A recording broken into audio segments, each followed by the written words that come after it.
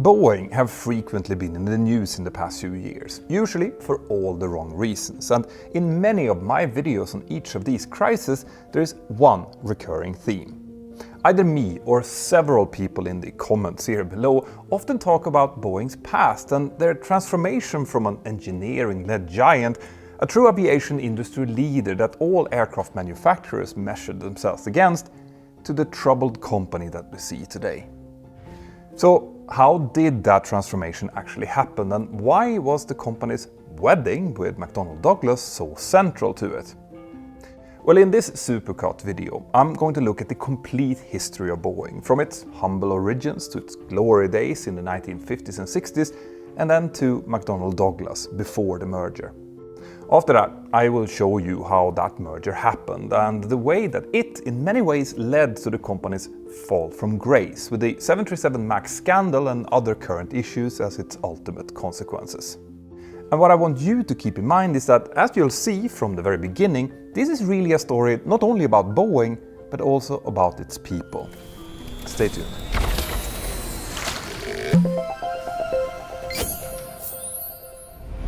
When we're discussing Boeing, a lot of people, including me, have been talking about the importance of having a good safety culture. This is true for airlines, aircraft manufacturers and their suppliers in order to make sure that their work is transparent, consistent and above all safe. Now, in a recent video I mentioned the NTSB and their investigation into Alaska Airlines Flight 1282, which lost a door plug shortly after takeoff back in January. And in that video, I pointed out the frustration the NTSB investigators felt when they couldn't find out even who had been working on that door at Boeing. Now, ultimately, the NTSB chair, Jennifer Homendy, said that Boeing wasn't providing enough information to the agency, and her saying that publicly was what caused Boeing to finally give the NTSB the names of 25 people who had been working on the door. Of course, that's bad enough in itself, but it was made worse by the implication that Boeing's people simply didn't feel confident enough to come forward. A separate FAA investigation into Boeing, which started a year before the blowout accident, showed that Boeing's workers were worried about retaliation if they spoke up, even for typical production problems, so you can imagine how they felt after an event like that. Now, to understand how Boeing got to where it is today, we really need to talk about something broader, which is Boeing's company culture as a whole, meaning its general way of doing business, plus, and this is super important, the relationship between Boeing's management, its engineers and its workers. Because these attitudes and relationships used to be almost the polar opposite of what they now appear to be. And to appreciate that change, we have to dive a bit deeper into the history of both Boeing and McDonnell Douglas. Now, in my classic series, I have looked at the history of some iconic aircraft, including the Boeing 707, but it is worth remembering here that before the 707, Boeing wasn't really thought of as primarily a civilian airliner manufacturer. That reputation is actually something that Boeing built for itself after World War II, partially thanks to the experience that they had gained by building great bombers like the B-17 and the B-29. But having that type of experience didn't mean that becoming a successful commercial aircraft maker was easy. Take, for example, the Boeing 377 Stratocruiser, which was the company's first post-war attempt to making a large airliner. Now, this aircraft was the commercial version of the C-97 Stratofreighter, a military troop cargo and tanker aircraft which in turn had borrowed heavily from Boeing's wartime B-29 bomber. Now, you might be wondering why the Stratocruiser isn't better known today, and the answer is simple.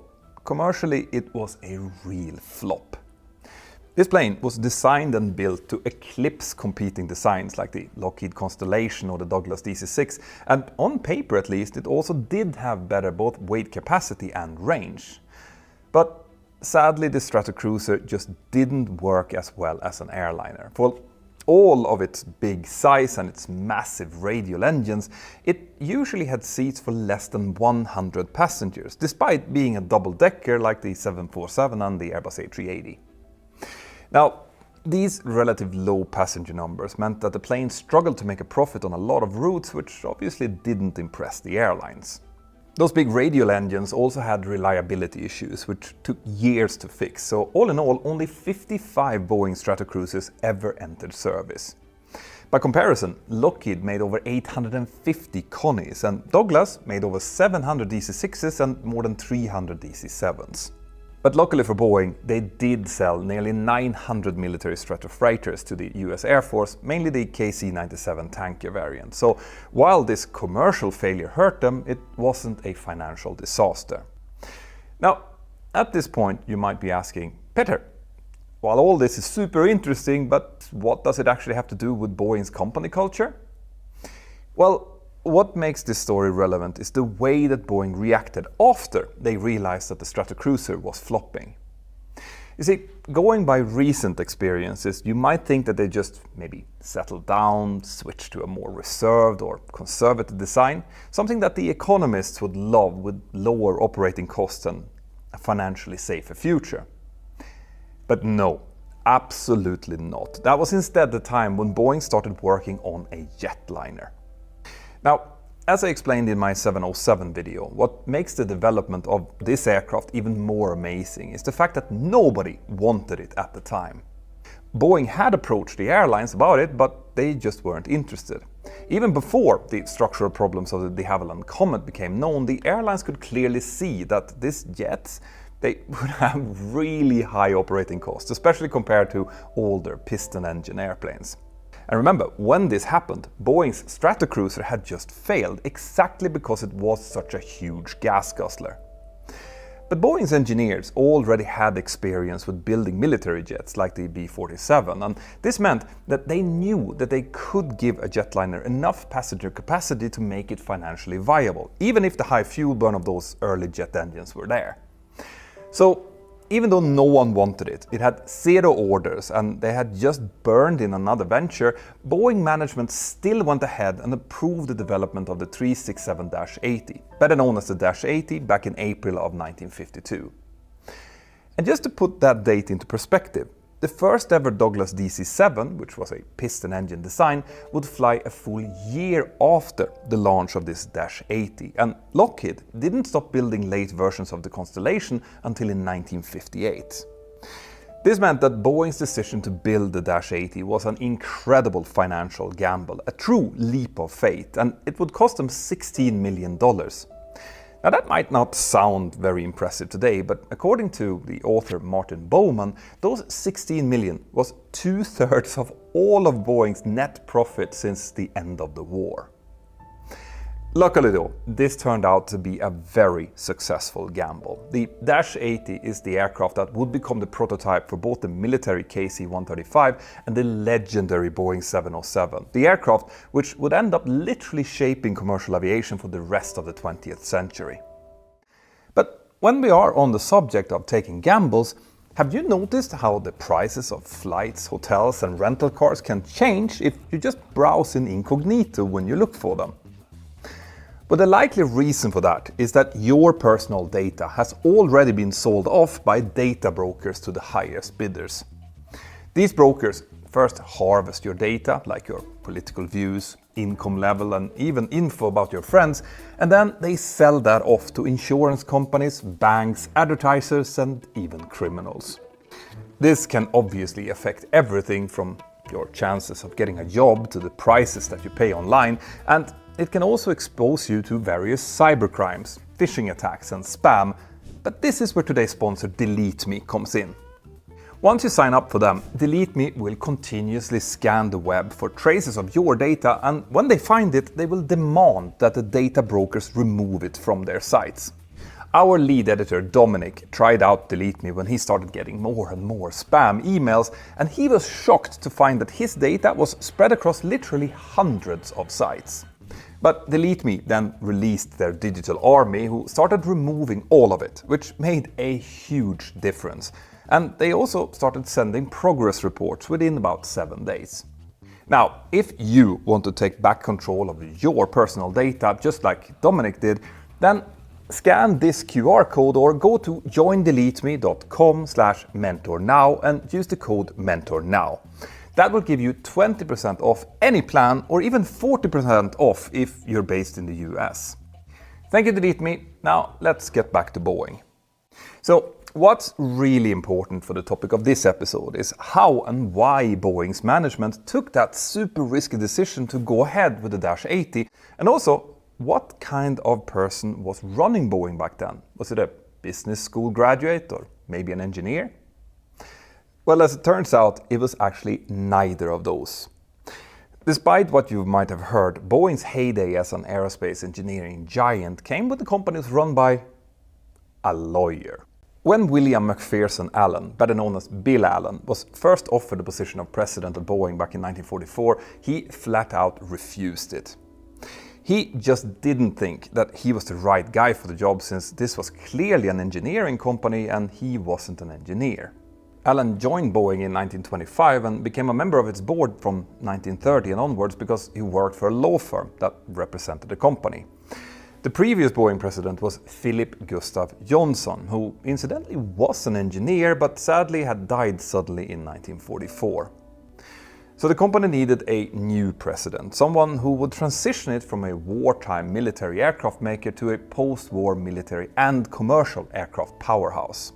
And selecting Bill Allen as the next Boeing president was the idea of the then Boeing chairman, Claremont Egvet.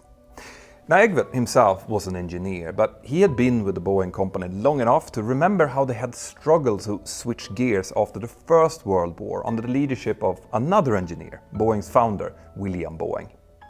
Egvet believed that other senior Boeing engineers just weren't business-minded enough to guide the company through the same tricky process, now in the 1940s.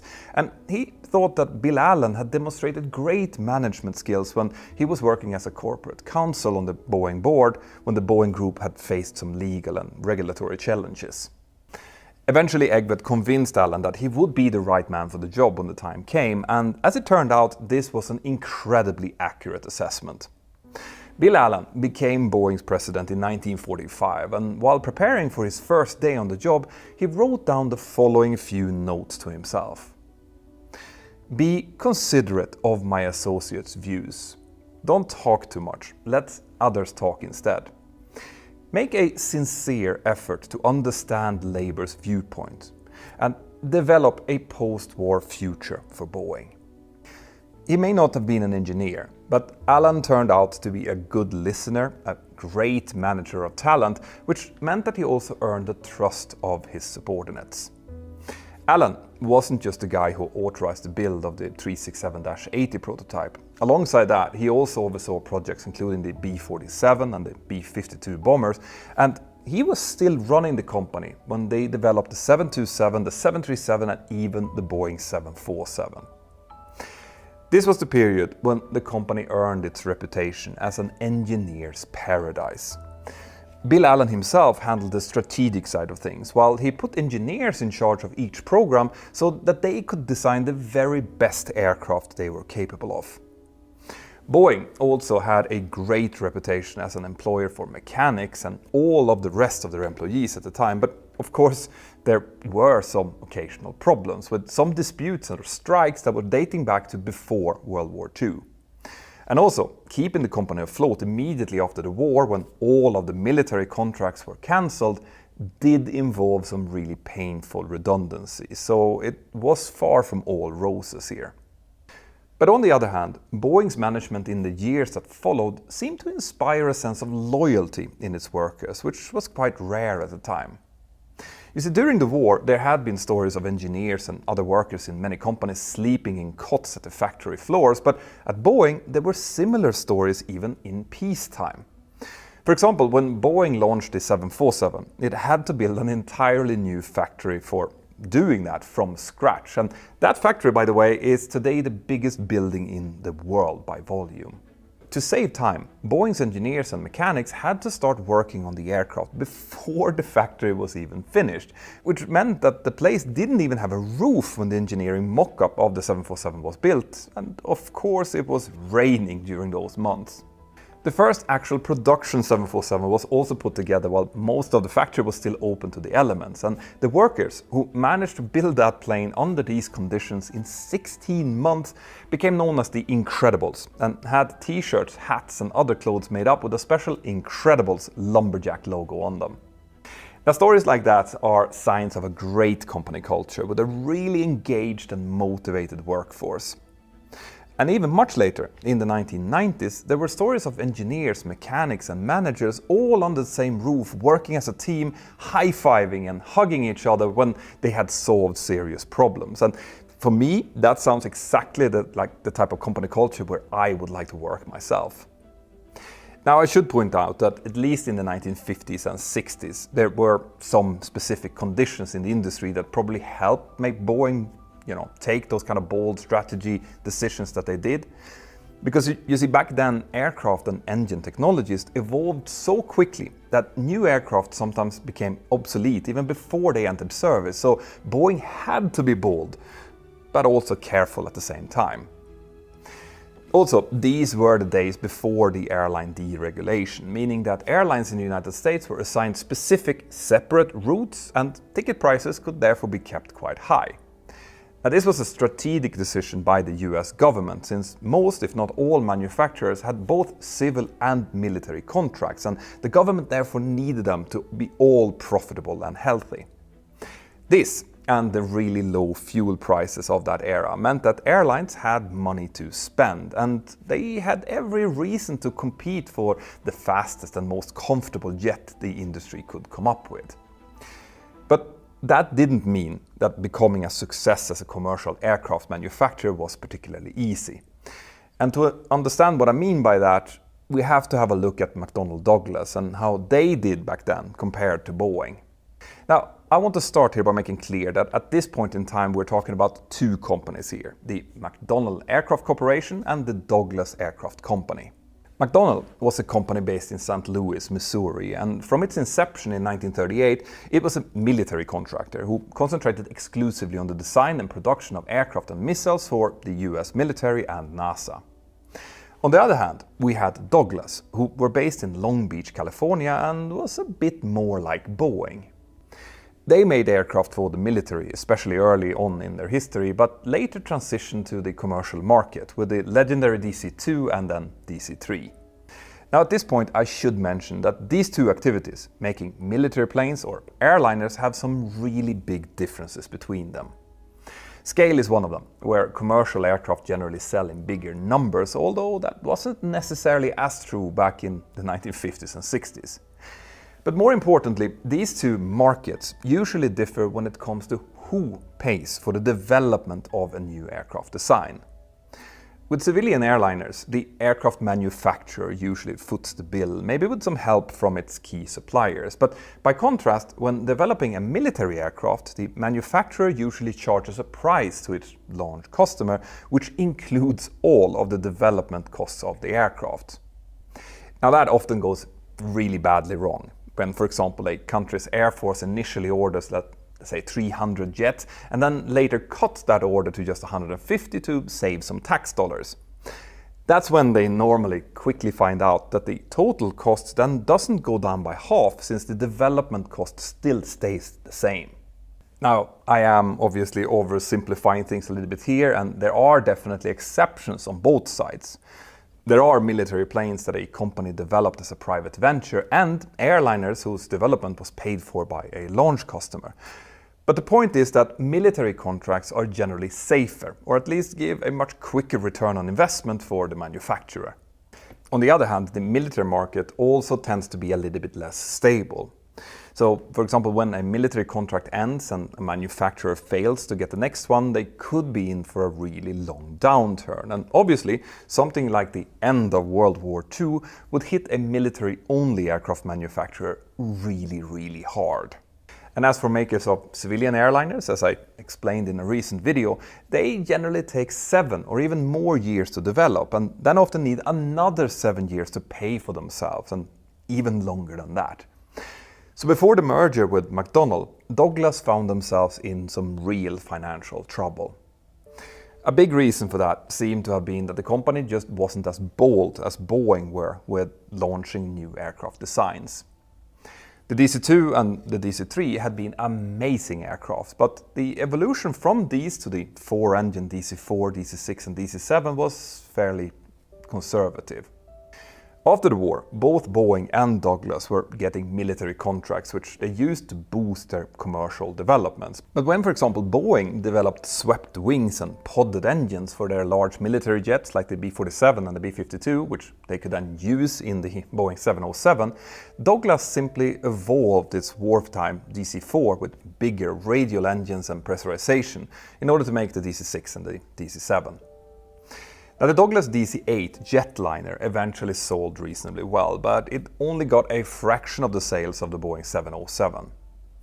The DC-9 also sold well, even to a point where it actually worried Boeing a little bit, but Douglas was then behind on deliveries and could really use someone to buy them up.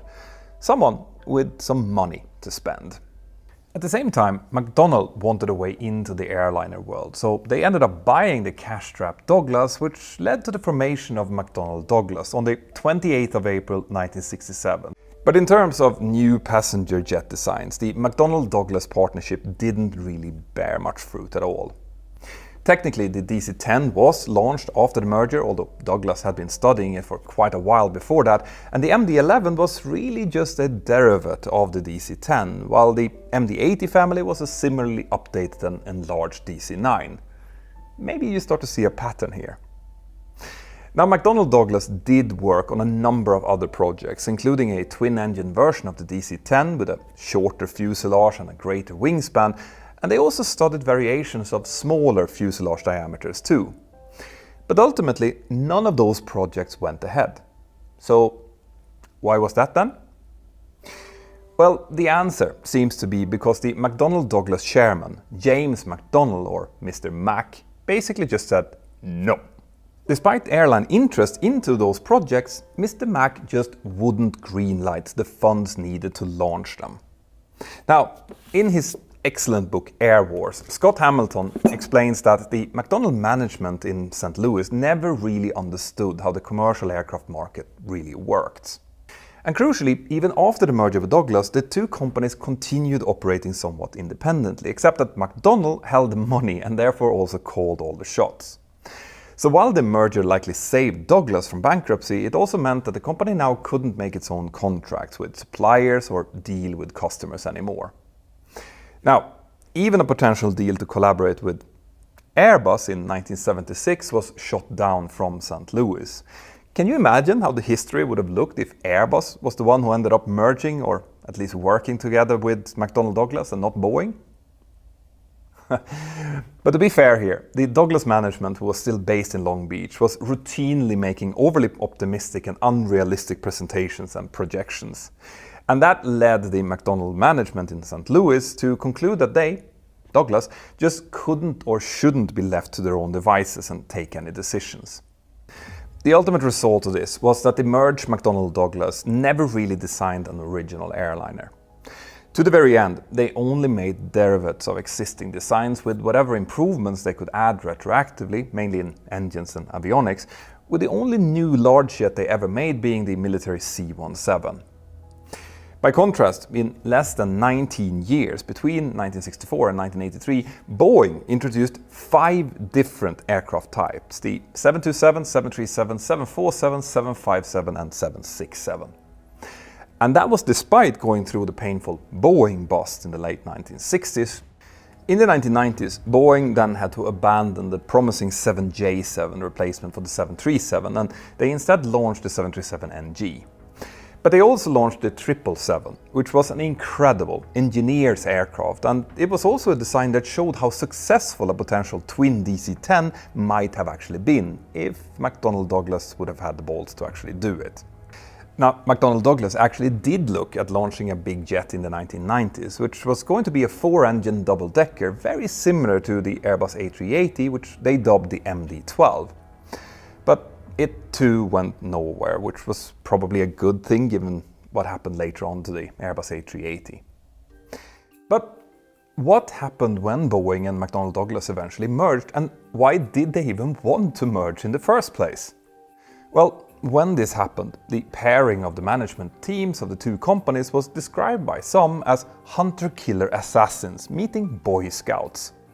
And if you haven't figured it out already, Boeing's managers were the Boy Scouts in that analogy. But before we get that far, we have to have a look at what led up to that merger in the first place. Back in 1994, when the time came for the rollout of the first ever Boeing 777, Boeing commissioned a company called Dick Clark Corporate Productions to organize the event. That's the same company that organizes the New Year celebrations in New York Times Square every year. So obviously this rollout was a very public affair, held in front of the world's press, Washington state officials, and of course a lot of airline representatives. But Boeing's focus in this program, and eventually the whole show, was actually on their own employees. Their motto during the 777's whole development had been working together. And with this party, Boeing was highlighting how its designers, engineers, management and everyone else in the company had all truly been doing just that in order to make this beauty a reality. That first Boeing 777 also had working together written under the cockpit windows, which still remained there when it took its first flight later on in the same year, instead of the names of the test pilots, which was the norm back then.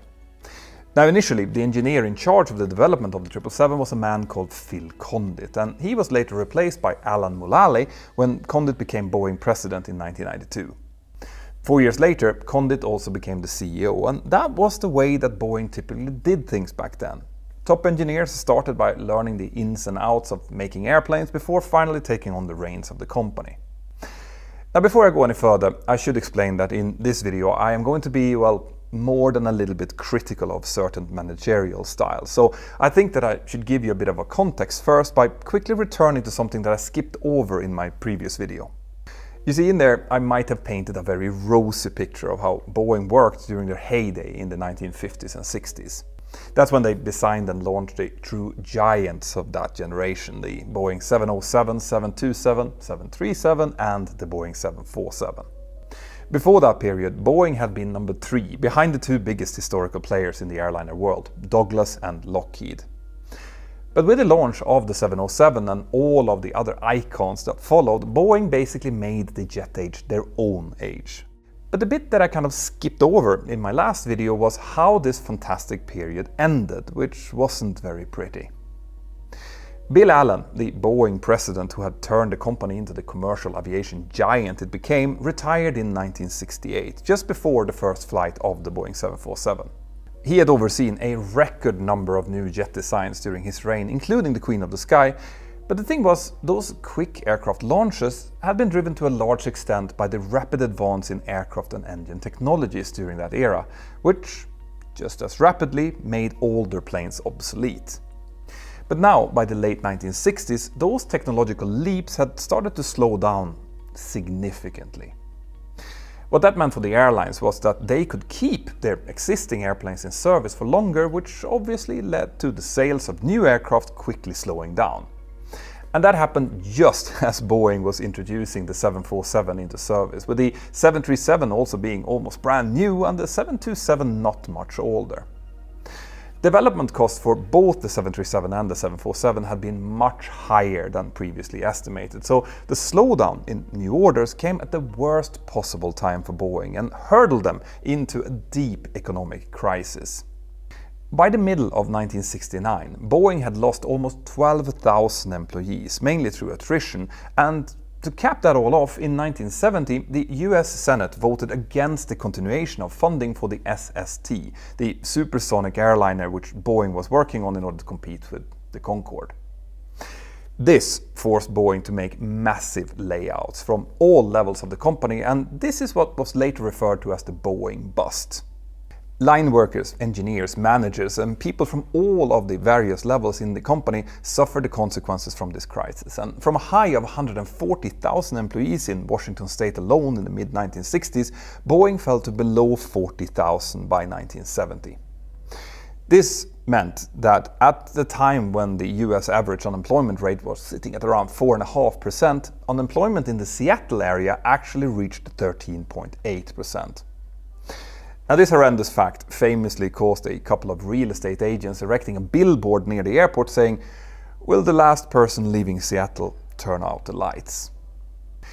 This was obviously an incredibly painful time for the company, and it was soon also followed by the Yom Kippur War, which caused the big oil crisis in 1973, further damaging the industry. But Boeing did eventually begin to recover, and with that they also started to return their employee numbers to what they had had before. This happened in the early 1980s, thanks in part to some military orders they managed to secure, but also due to the rising demand for more efficient airliners. That is why Boeing's first priority when their recovery got underway was to start working on what would soon become the 757 and the Boeing 767. And this meant that even though they were going through this horrible crisis, Boeing still continued to design new airplanes. Now, the reason I'm telling you this is because it taught Boeing's management a very important lesson. You see, up until the Boeing Bust, bringing new jets to market ahead of the competition had been super important. That's why launching Boeing 747 had been such a priority. It was needed in order to compete with McDonnell Douglas's DC-10 and the Lockheed TriStar.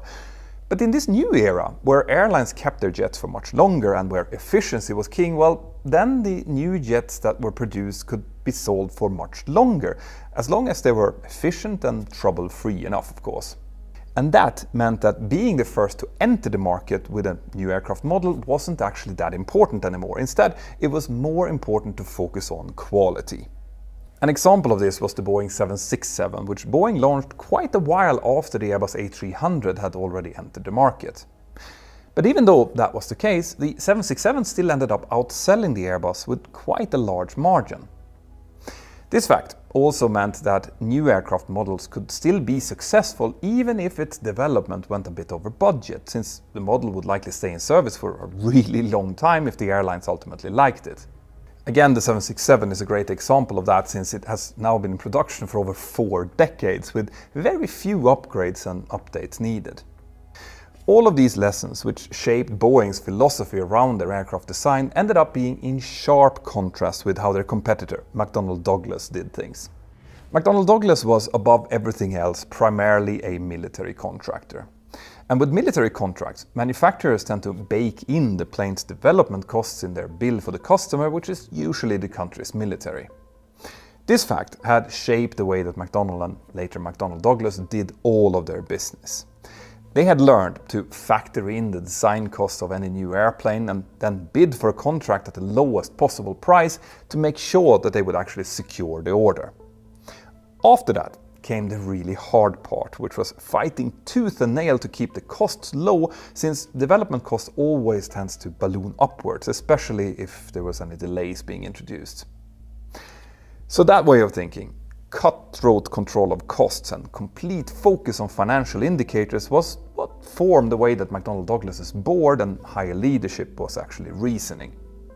Another factor was that General Electric's Jack Welch was either a mentor or an inspiration to many of the higher-ups at McDonnell Douglas. This included Harry Stonecipher, who had become the McDonnell Douglas CEO around 3 years before the Boeing merger. Jack Welch had pioneered policies like the idea of firing the bottom-performing 10% of GE's managers each year while rewarding those at the very top. In a similar fashion, GE would also spin off any underperforming parts of its non-core business and ruthlessly cut staff wherever it was possible. People call that Darwinism. Why is that Darwinism? Well, the survival of the fittest. But it's not survival. Sink or swim, you know. In the end, if they don't improve, they can't. They're out of here. Now, this might sound heartless, and it is, but those type of moves helped push up key financial indicators like market capitalization and return on net assets, or RONA. And all of that would later become very relevant to what happened to Boeing. But why did Boeing and McDonnell Douglas even want to merge when their organizations and philosophies were so far apart? Well, it turns out that the answer was very similar to why Douglas and McDonnell had merged into McDonnell Douglas about 20 years earlier. Basically, both companies wanted to diversify and increase their foothold in each other's segments of the aviation industry. For years, Boeing had wanted to bolster their defense and space side of the business, where McDonnell Douglas still had a good portion of the market. And it's also really important to remember that the 1990s was a time of extreme consolidation among military contractors due to the end of the Cold War, and this meant that defense contracts obviously were getting thinner and thinner. This was actually the reason that Boeing also, 1 year before the merger, bought the old North American from Rockwell. Anyway, from the other side, McDonnell Douglas wanted this merger because their own commercial aircraft programs weren't doing that well. The MD-80 family was beginning to show its age, and the MD-11 hadn't really been selling that well for a while. But more importantly, McDonnell Douglas also needed a merger because their entire viability as a company was actually in question. Scott Hamilton, in his excellent book Air Wars, explained that Harry Stonecipher, the last McDonnell Douglas CEO, had basically been brought in to sell the company. So that set the scene for the now infamous merger, which happened in August of 1997. The deal between the two companies was what's known as a stock swap, where shares of Boeing were exchanged for shares in McDonnell Douglas. Now, this was great news, especially for the McDonnell Douglas shareholders, whose investments through that became much more secure. In hindsight, many critics say that McDonnell Douglas basically bought Boeing with Boeing's own money, and the fact that the new Boeing logo looks basically like a simpler version of the old McDonnell Douglas logo seems like a symbolic confirmation of that assessment. But what we really want to know here is, what did this mean in practice? How did the management of McDonnell Douglas practically end up taking over Boeing? Well, the answer to that is it didn't happen all at once. To start off, Phil Condit, remember the engineer who became Boeing president and CEO during the 777 development, remained the CEO after the merger, and by all accounts, Condit was a great engineer. But as a CEO, a lot of people thought that his managerial style was just a bit too adverse to confrontation. Also, the fact that Condit was an engineer meant that it made perfect sense to him to listen to the opinions of other experienced professionals, especially those with more specific business backgrounds. Obviously, that ended up being a lot of former McDonnell Douglas executives, and Condit apparently also admired GE's Jack Welch, so he felt that he had good reason to take advice from the many old McDonnell Douglas executives who had worked directly under Welch before. This meant that the leadership style and company culture in Boeing now slowly started tilting over towards the old McDonnell Douglas focus on shareholder profits and quarterly earnings. Inevitably, these changes also started introducing tensions between the company's management, its engineers, and the rest of its workforce. And it was actually because of those tensions that Condit decided to move Boeing's headquarters away from Seattle in 2001, after having been in the same place for over 85 years. Now, to say that that was a controversial move would be a massive understatement. Boeing's working together motto, which Phil Condit himself had introduced during the 777 development days, now really started to crack.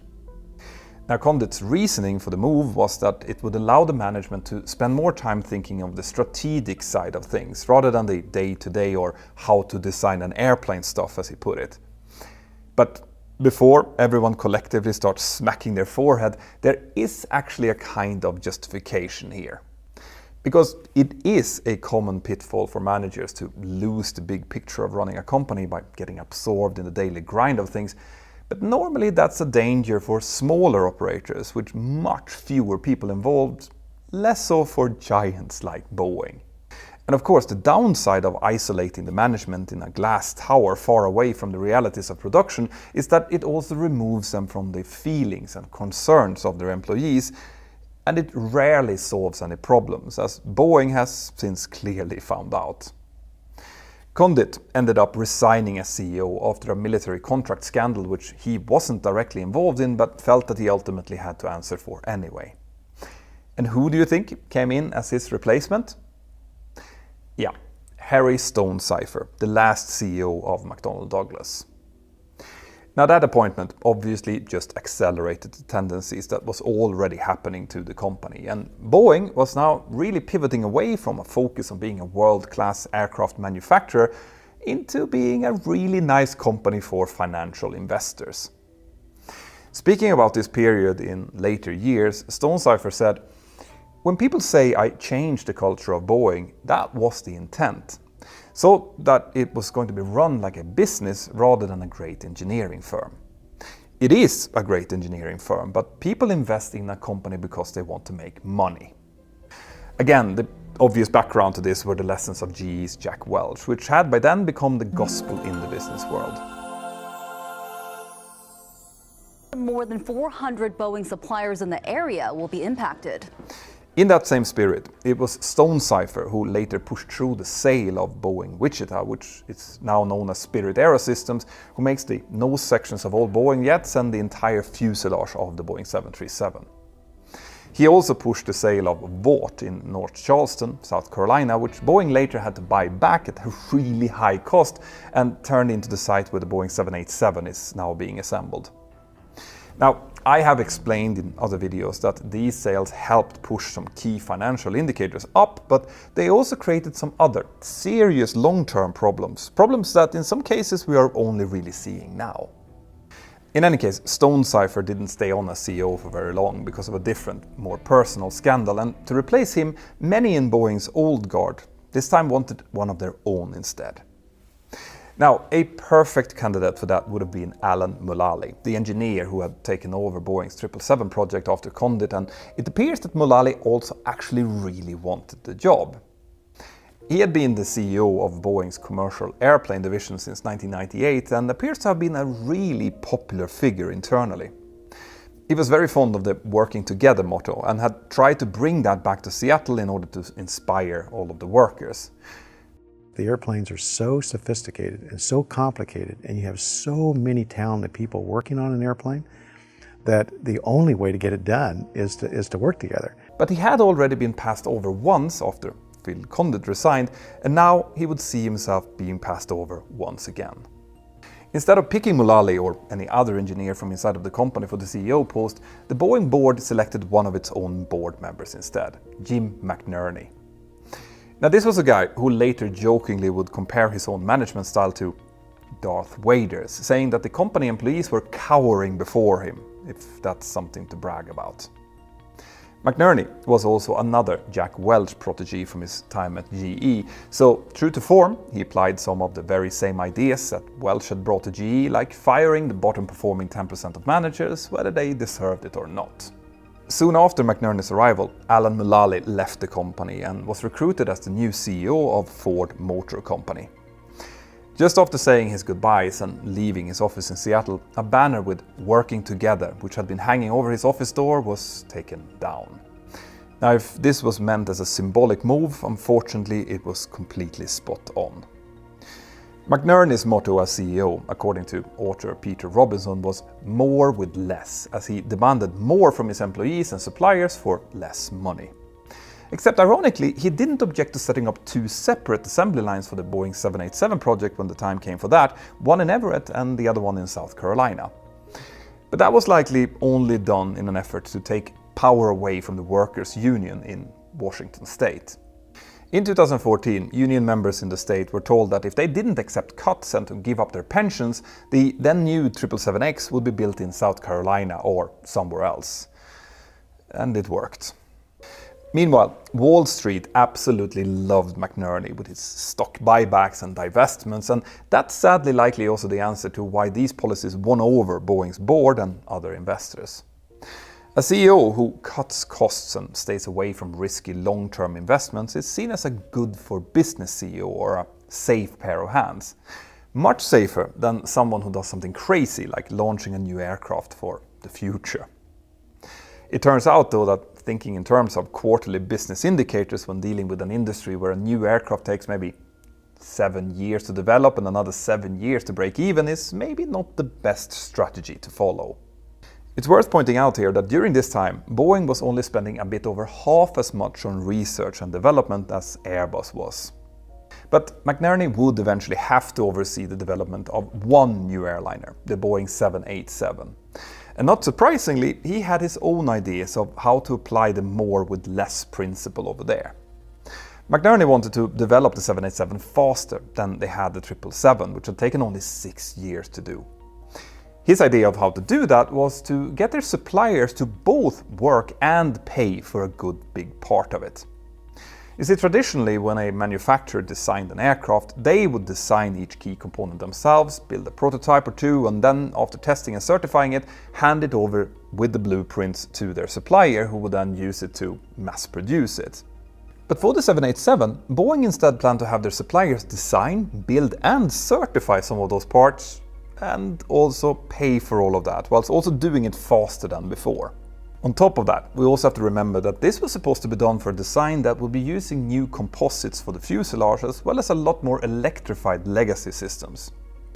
It didn't work. The 787 ended up taking between 1 and 2 years more than the 777 to develop and also costing a lot more. And on top of that, it also had a lot of infancy issues relating to some of those new technologies like lithium battery fires, among other things.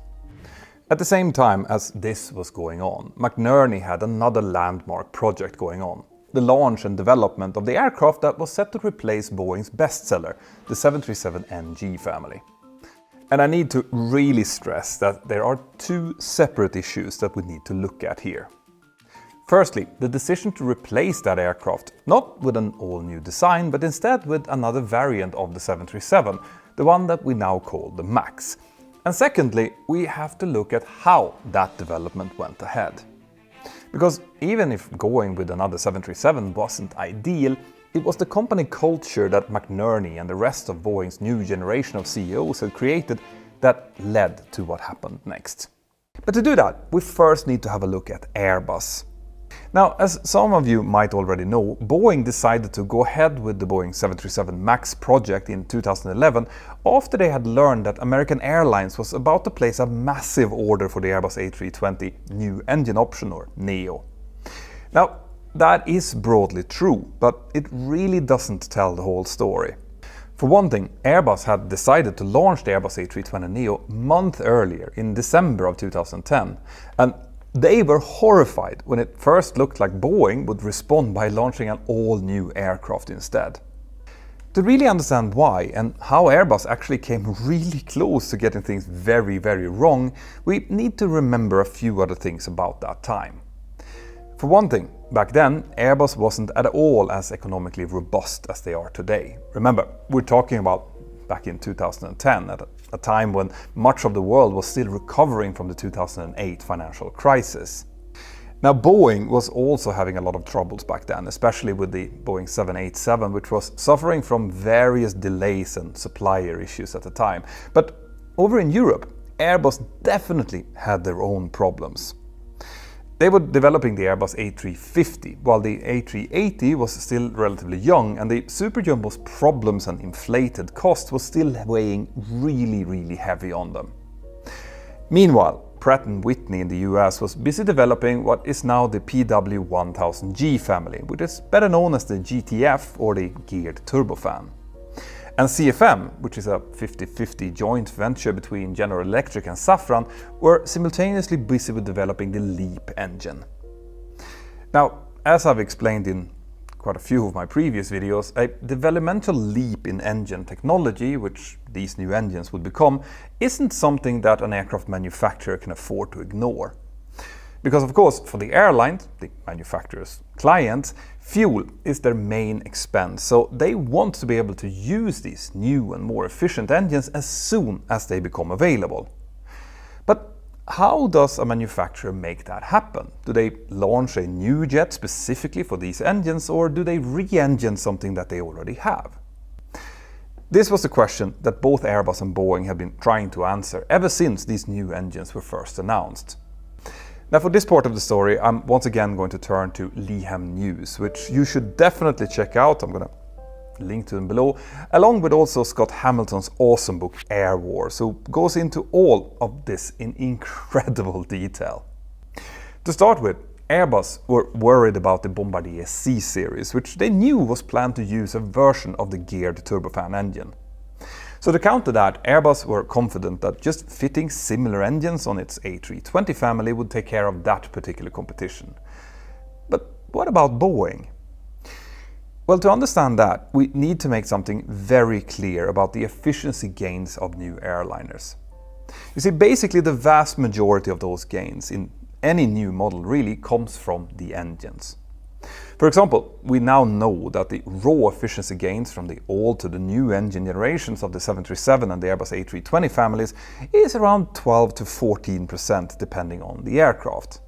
And knowing that, Airbus believed that if they would replace the Airbus A320 with a completely new design, they could hope for an additional gain of maybe 3 to 5% in efficiency at the very best.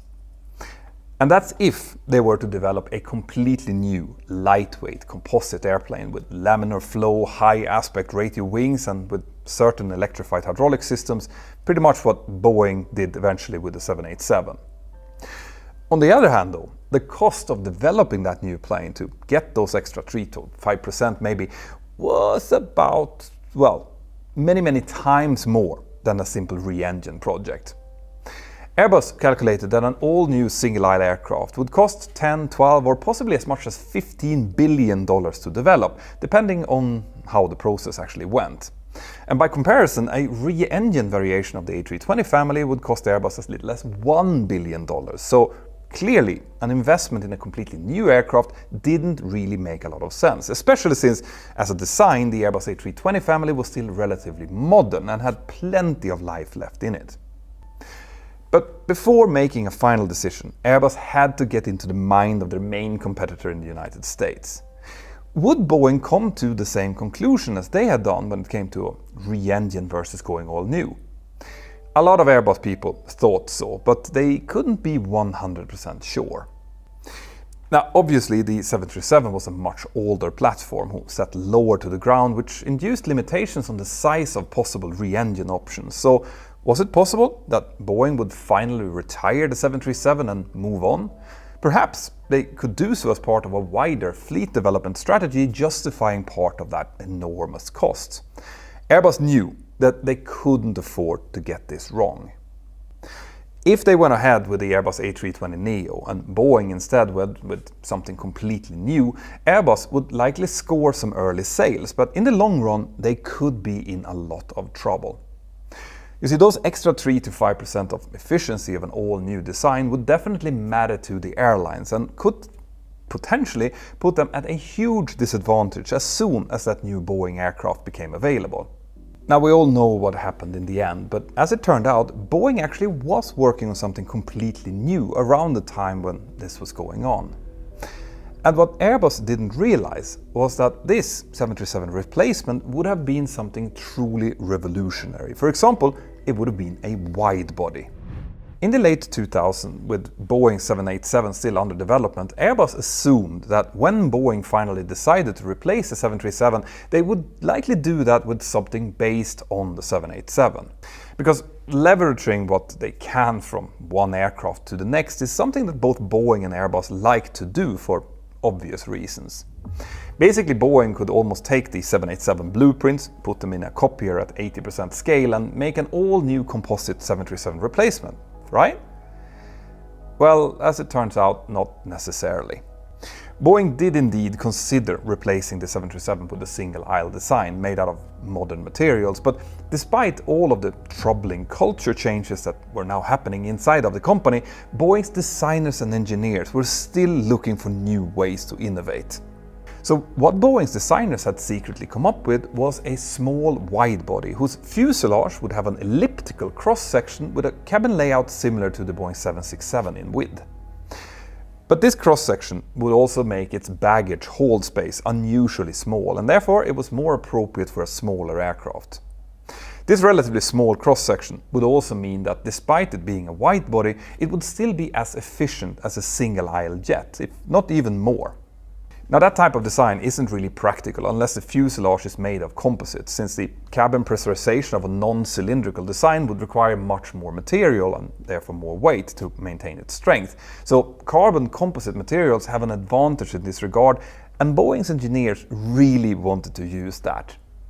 This new aircraft was then planned to come in different lengths, with passenger capacities between 180 to 225 seats, and this would make it comparable to a Boeing 737-800 at the smaller end and to an Airbus A321 at the higher. In another recent video I talked about the fact that when Boeing retired the Boeing 757, the intention had been to eventually replace both the 757 and the 737 with an all-new design. So with that in mind, this mid-sized twin-aisle idea maybe starts to make a little bit more sense. Anyway, Boeing called this plan the New Light Twin concept, and by the time Airbus announced their intention to go ahead with the Airbus A320neo, Boeing had already begun to favor this new design, both over a new single aisle and over a re-engine of the 737NG.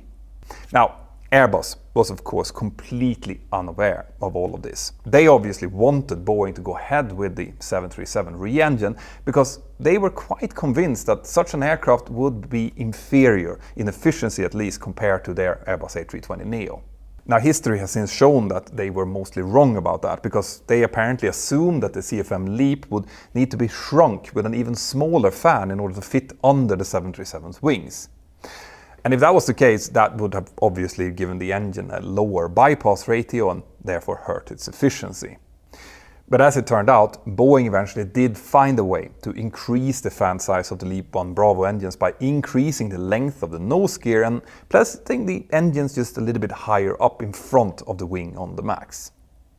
But at this point, early in 2011, none of this had happened yet. So, to the horror of everyone at Airbus, on the 10th of February that year, over 2 months after they had officially launched the Airbus A320neo, Boeing's CEO, James McNerney, told a group of analysts that we're going to do a new airplane. Now, this was still far from a launch at this point. McNerney added that Boeing was evaluating a number of options, but that they were leaning more and more towards a new airplane design. And if that became the case, well, then that aircraft would be planned to enter service at around the year 2020 or so.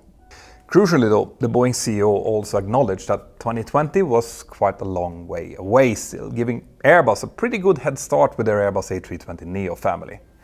But as I explained in some of my previous videos, that would have been precisely what the old engineering-based Boeing would have done.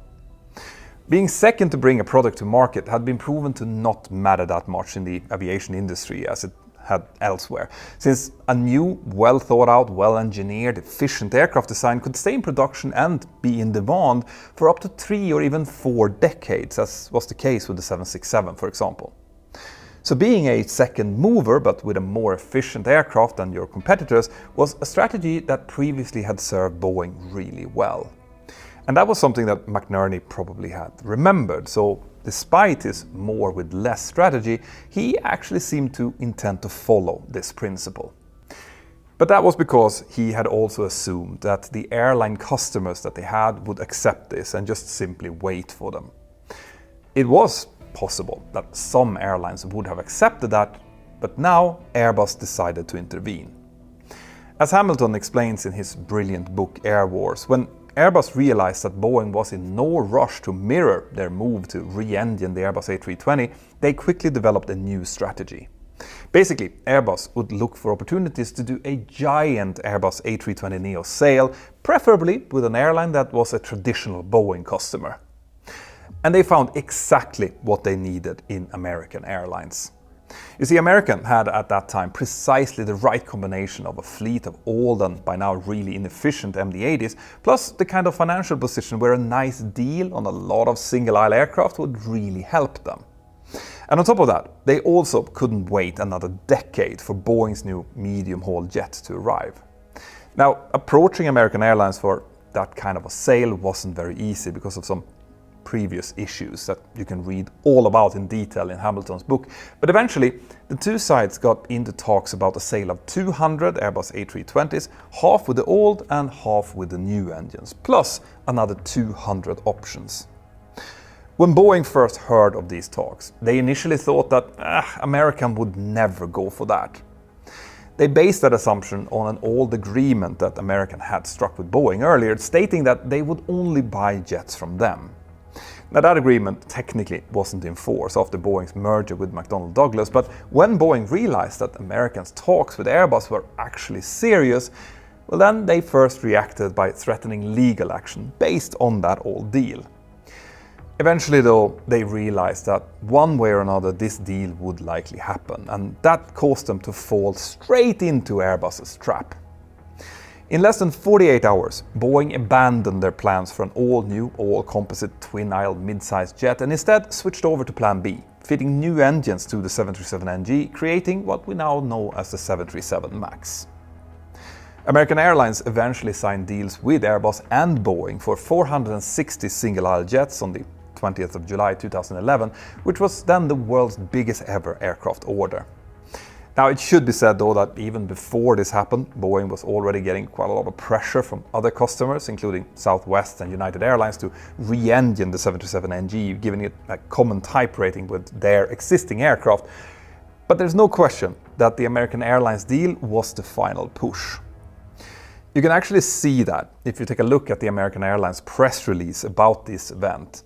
You won't find 737 MAX mentioned anywhere. And that's because the agreement was done so fast that Boeing's marketing people hadn't even come up with the name 737 MAX by then. Instead, the aircraft was just referred to as the new evolution of the 737NG. Now, James Albaugh, the CEO of Boeing Commercial Airplanes in Seattle, and also one of the old Boeing engineers in the company, had up until that point really pushed for the making of an all-new 737 replacement.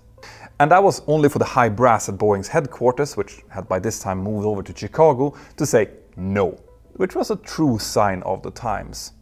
But the really big and interesting question here is, would the old engineering-driven Boeing have taken Airbus's bait so easily? Do you think they would have jumped on abandoning the all-new 737 replacement just to avoid temporarily losing one big customer? Of course, that is really hard to know for sure, but we do know that even back when the 737NG was launched in the mid-1990s, it hadn't been Boeing's first choice. Instead, their original plan was the 7J7 with its open fan engines, and who, by the way, also sported a new twin-aisle passenger cabin, but without the elliptical cross-section, of course. In that case, the engine technology just wasn't ready yet, but it shows that Boeing, even more than a decade earlier, had been ready to jump at the chance of innovation, and I think that actually says something. But as I explained before, the decision to develop the 737 MAX is only half of this story. The other half is how the design of this aircraft led to two tragic accidents, resulting in the death of 346 people back in 2018 and 2019.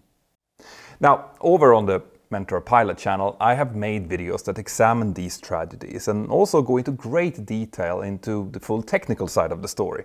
But for this video, I will go back to Boeing's safety culture and how it changed in the years after the merger. As I mentioned before, Jim McNerney, the Boeing CEO from 2005 to 2015, liked to compare his management style to Darth Vader's. And unsurprisingly, he had fallen out with the Boeing worker unions after several bitter strikes starting in 2008. In 2014, when the machinist union contracts were up for renewal, McNerney came in swinging and negotiated painful concessions, including that union members would have to give up their company pensions. It's a critical vote for a labor union, an aircraft company, and possibly an entire region. And it's not difficult to see how this could have created some real distrust and resentment in a company that had been run under the motto working together just a few years earlier. This decaying confidence in the leadership and the ever stronger whip from above seems to have created an atmosphere where people would start working around problems if they saw that solving them properly meant delays and therefore slipping targets. This, the slip in confidence and the loss of the safety lodestar, is likely what ultimately led up to the problems that has plagued the 737 MAX ever since. And like I said, I will soon explain all of those in more detail over on Mentour Pilot. But the important thing to understand here is that this didn't all happen at once. It was a slippery slope. So there was not one single thing or person that could be blamed for what ultimately happened. Instead, there were many decisions taken by tens or even hundreds of people over a long time period, which, through lacking oversight, cost pressures and non-existing safety management systems, led to where Boeing finds itself today. Obviously, the two MAX crashes should have served as a terrifying wake-up call, but worryingly, the FAA's recent report on Boeing's culture seems to suggest that at least some of these problems, like the fear of retribution if employees would speak up, might still be present inside Boeing even today. And that is a huge issue. You see, those type of problems aren't like a faulty software in an aircraft system somewhere that can be fixed by a software update and a few weeks of testing. In the case of a cultural change, proving that it's fixed to the FAA, Boeing's airline customers and the general public could instead take many, many years. So how will Boeing do this?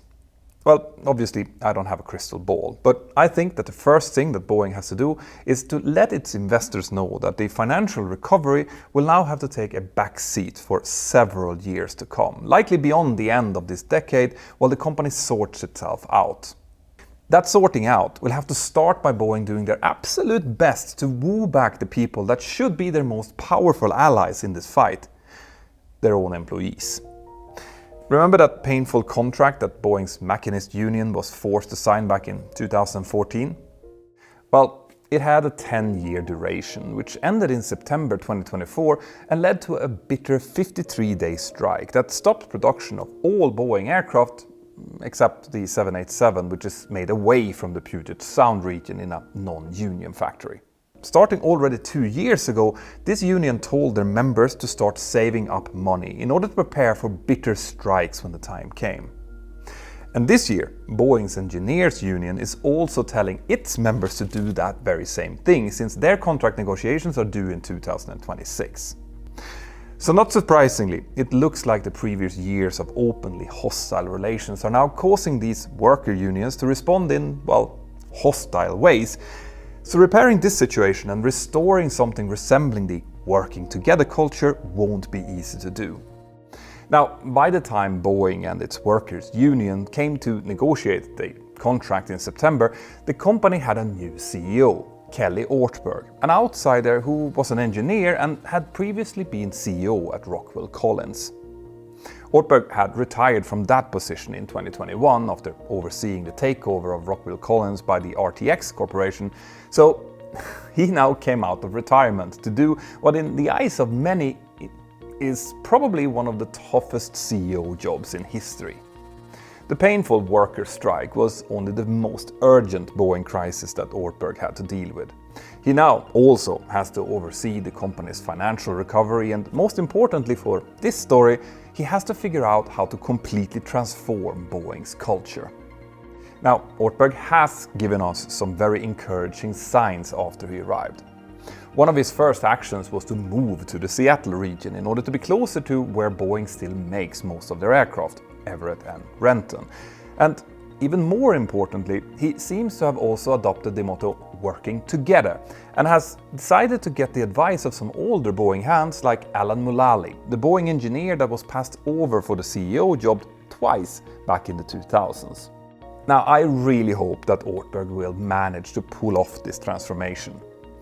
To do this, he will need to become the kind of great listener and storyteller who can rally together not only workers, engineers, investors and suppliers, but also Boeing's customers to give the company the time, money and vision it needs in order to return to its former glory. So that was the complete story about Boeing, where they have been and where they are now in the beginning of 2025. If you enjoyed this video and would like to see more, maybe even before anyone else, then please join my Patreon crew by going to patreon.com/join/mentorpilot. It really helps my team and I out. My name is Peter Hörnfeldt. You're watching Mentor now. Watch these videos next and have an absolutely fantastic day. Bye-bye.